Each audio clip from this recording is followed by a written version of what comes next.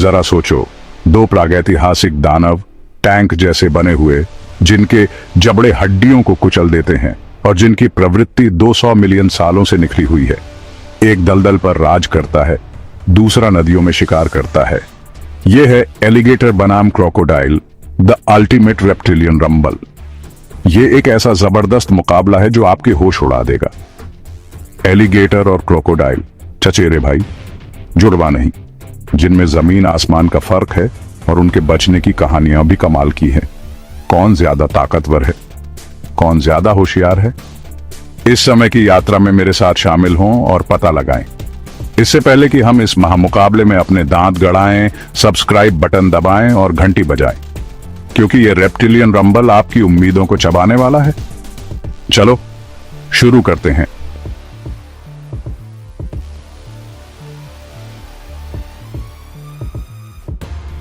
Alligators और crocodiles, पुराने अर्कोसॉर्स, dinosaur युग के बचे हुए। अमेरिकन एलिगेटर जैसे एलिगेटर्स यूएस और चीन के मीठे पानी के दलदलों में राज करते हैं। नाइल से लेकर खारे पानी के विशालकाय जीवों तक क्रोकोडाइल्स 4 महाद्वीपों में, नदियों, नदी के मुहानों, यहां तक कि महासागरों में भी घूमते हैं। दोनों ही शीर्ष शिकारी हैं, लेकिन उनके अंतर जानलेवा हैं। जल्दी से देख लीजिए। कछुओं जैसे शिकार को कुचलने के लिए एलिगेटर्स के चौड़े यू आकार के थूथन होते हैं। मछली और स्तनधारियों को पकड़ने के लिए क्रोकोडाइल्स के संकीर्ण वी आकार के थूथन होते हैं। एलिगेटर्स मीठा पानी पसंद करते हैं, क्रोकोडाइल्स नमक वाले पानी में आराम से रहते हैं, लेकिन दोनों के उनके 80 दांत और 3700 पाउंड तक काटने की ताकत है, हड्डी तोड़ने के लिए पर्याप्त। ये सिर्फ हथियारे नहीं हैं, ये माता पिता हैं, रक्षक हैं। एक मां एलिगेटर को अपने बच्चों को ले जाते हुए या एक मगरमच्छ को अपने अंडों के लिए लड़ते हुए देखना, यह सच्चा प्यार है, एक जीवित रहने की कहानी जो सीधे आपके दिल को छू जाती है। 2017 के जर्नल ऑफ एक्सपेरिमेंटल बायोलॉजी के एक अध्ययन में पाया गया कि एलिगेटर्स त्वचा के रिसेप्टर्स के माध्यम से पानी में शिकार के कंपन को महसूस कर सकते हैं, जबकि क्रोकोडाइल्स जमीन पर शिकार के लिए तीव्र श्रवण पर अधिक भरोसा करते हैं। वे अपनी दुनिया के लिए अलग तरह से जुड़े हुए हैं।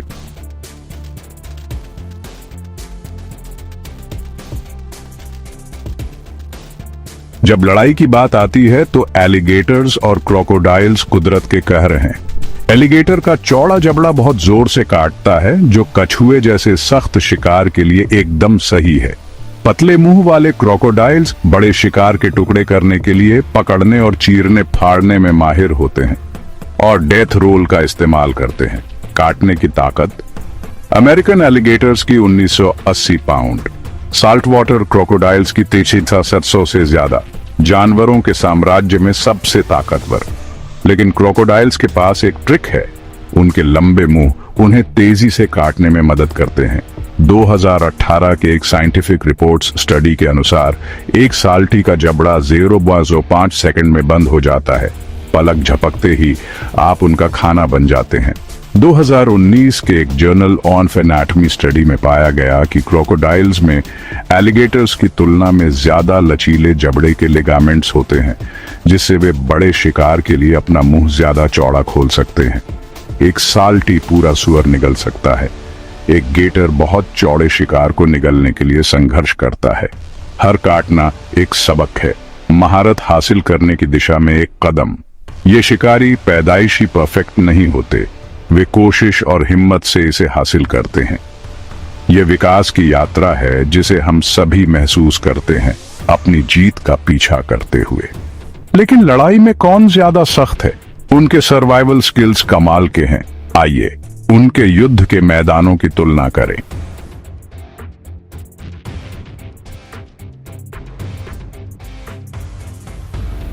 एलिगेटर्स का राज है मीठे पानी में। दलदल, झीलें, नदियां, ये घात लगाकर शिकार करते हैं, गंदे पानी में छिपकर चुपके से।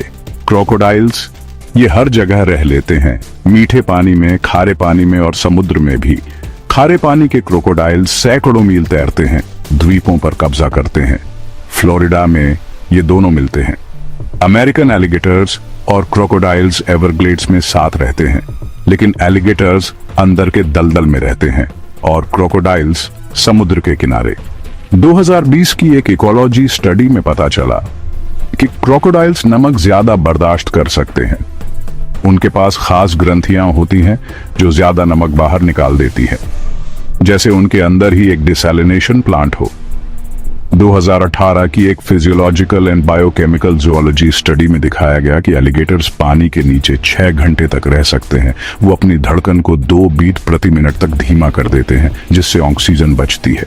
क्रोकोडाइल्स ज्यादा से ज्यादा 4 घंटे तक रह सकते हैं, लेकिन जमीन पर जल्दी ठीक हो जाते हैं। ये जानवर सिर्फ जीते नहीं हैं, ये टिके रहते हैं। एलिगेटर्स पानी के गड्ढे बनाते हैं, क्रोकोडाइल्स समुद्र जीतते हैं।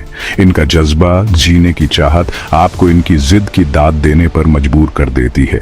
लेकिन ये कितने स्मार्ट हैं, इनका दिमाग चालाक है और हैरान करने वाला।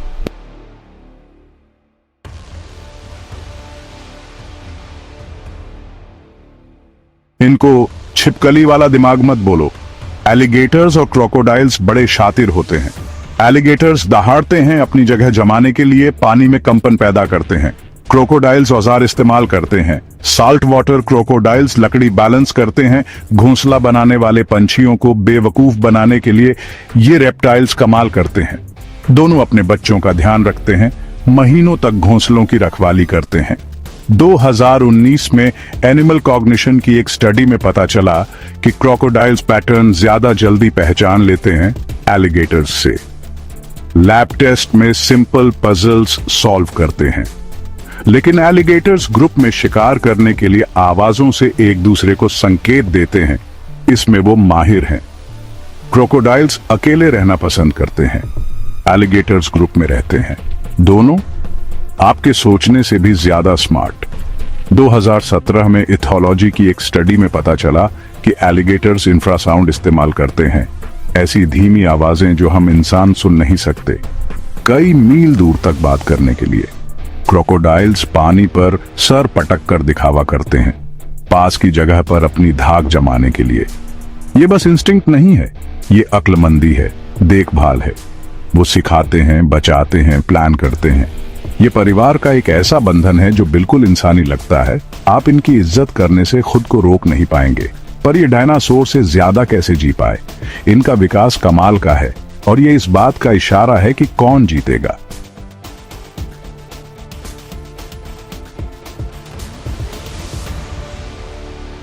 एलिगेटर्स और क्रोकोडाइल्स जीते जागते फॉसिल हैं। लगभग 200 मिलियन साल पहले विकसित हुए थे। क्रोकोडाइल उस एस्टेरॉयड से बच गए जिसने डायनासोर का सफाया कर दिया। हर तरह के बदलते मौसम के हिसाब से ढल गए।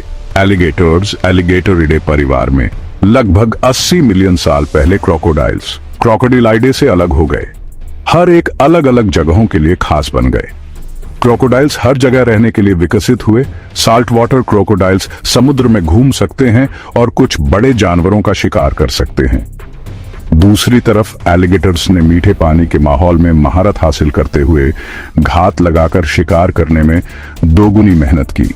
और सुनिए, 2021 की एक पेलियोंटोलॉजी स्टडी में पाया गया कि डिनोसुचुस जैसे प्राचीन क्रोकोडाइल्स के काटने की ताकत लगभग 23,000 पाउंड थी, जो आजकल वालों से बहुत ज्यादा है। ये दोनों वंश सच में विकास की कठिन परीक्षा के विजेता हैं। ये बात हैरान करने वाली है। 2019 के जर्नल ऑफ वर्टेब्रेट पैलियोंटोलॉजी के एक अध्ययन में पाया गया कि एलिगेटर्स के पूर्वजों के छोटे थूथन क्रोकोडाइल से पहले थे, जिससे पता चलता है कि वे शिकार को कुचलने के लिए तेजी से ढल गए। क्रोकोडाइल्स ने कई तरह के खाने के लिए अपने लंबे थूथन रखे। ये जीव सिर्फ बचे ही नहीं, बल्कि फलते फूलते रहे, हड्डियों के साम्राज्यों से भी ज्यादा समय तक टिके रहे। ये सहनशक्ति की एक ऐसी विरासत है जो आपको जिंदगी की जिद पर अचंभा करने पर मजबूर कर देती है। लेकिन आप जानते हैं, इंसान और रेप्टाइल्स आपस में टकराते हैं। हम असल में साथ कैसे रहते हैं?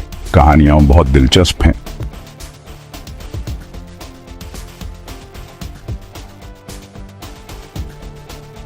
इंसान और मगरमच्छ सदियों से उलझे हुए हैं। यूनाइटेड स्टेट्स में मगरमच्छ के शिकार का नियमन होता है, संरक्षण में मदद करता है।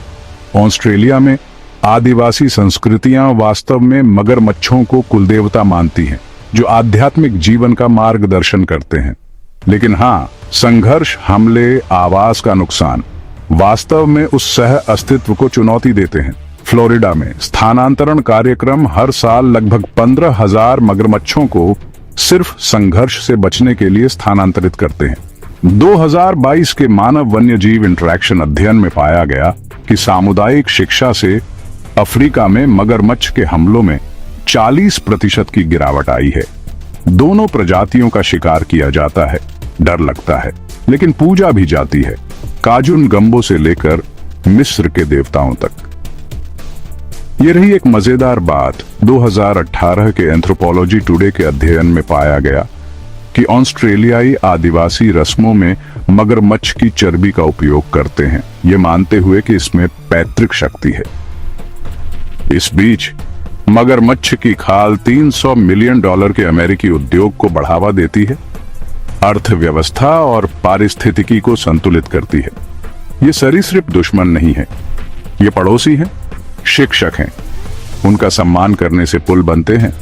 एक साझा अस्तित्व की कहानी जो वास्तव में दिल को गर्म करती है और आशा जगाती है। पर लड़ाई में कौन जीतेगा और उनका भविष्य क्या है, अंतिम संघर्ष सच में चौंकाने वाला है।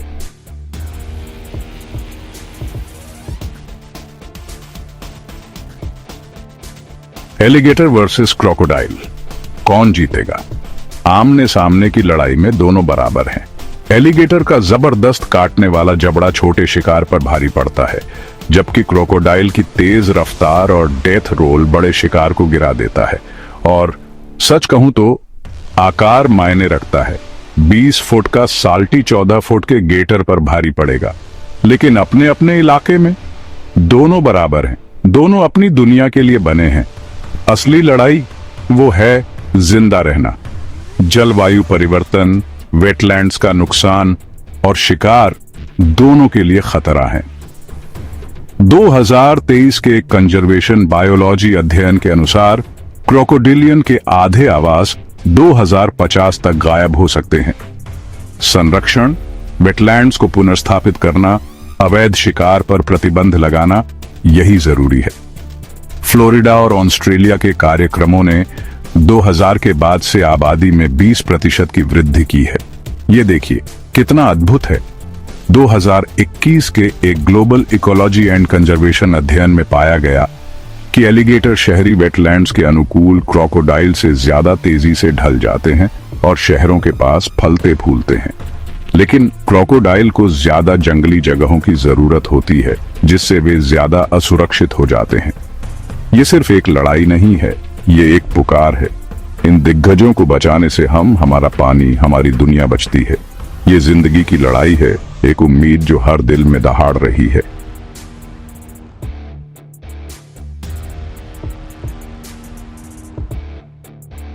ये है alligator versus crocodile, the ultimate reptilian rumble. ताकत, दिमाग और जीत की कहानी। ये रेप्टाइल सिर्फ लड़ते नहीं हैं, ये प्रेरित करते हैं, टिके रहते हैं और सिखाते हैं। इस रंबल में आप किसके साथ हैं? कमेंट्स में बताइए।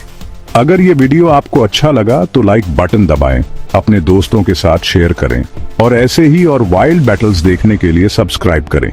अगली बार हम देखेंगे the creature that defies gravity. Keep the wild alive.